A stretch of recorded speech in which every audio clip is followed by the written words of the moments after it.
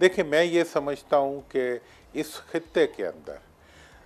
3 ममालिक ऐसे हैं जिसमें चाइना, रशिया और पाकिस्तान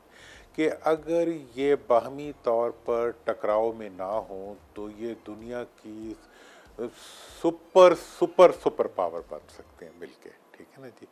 और जब इंडिया और पाकिस्तान की डिवीज़न हुई उस वक़्त जो कश्मीर का कॉन्फ्लिक्ट जब बनाया गया था, नहीं बनाया गया, उसके बनाने के अंदर इस चीज़ का एहतमाम किया गया कि इंडिया का पाकिस्तान के साथ भी टकराव रहे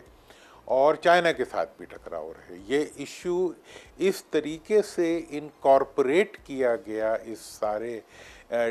सब कॉन्टिनेंट की डिवाइड के अंदर कि आगे चल के ये ममालिक आपस में डैगर ड्रॉन रहे और फिर इनमें से इनकी डिपेंडेंस जो है वो मगरिब की तरफ ज़्यादा रहे। तो अगर इंडियन जिसे कहते हैं इंटेलेक्चुअल्स और इंडियन डीप थिंकर्स अंडरस्टैंड करें तो इंडिया के मसलों का हल, पाकिस्तान के मसलों का हल इसमें है कि इंडिया चाइना से भी अपने ताल्लुकात ठीक करे और पाकिस्तान से भी अपने ठीक करे। और मैं इस चीज़ को आज भी देख सकता हूँ कि अगर ये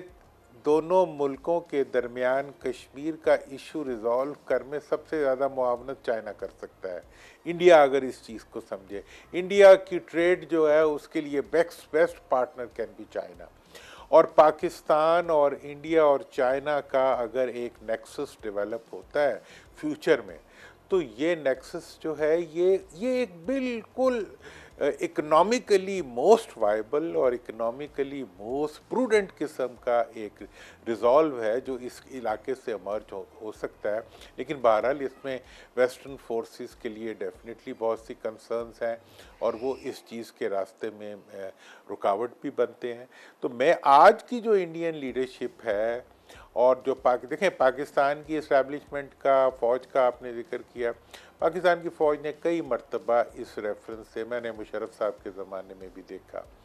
उसके बाद भी हम देखते रहे कि वो हमेशा इस चीज़ को बहुत प्रैग्मेटिकली डील करने की हमेशा कोशिश करते हैं। लेकिन हमारी जो लिमिटेशंस हैं हम उससे आगे नहीं जा सकते। हम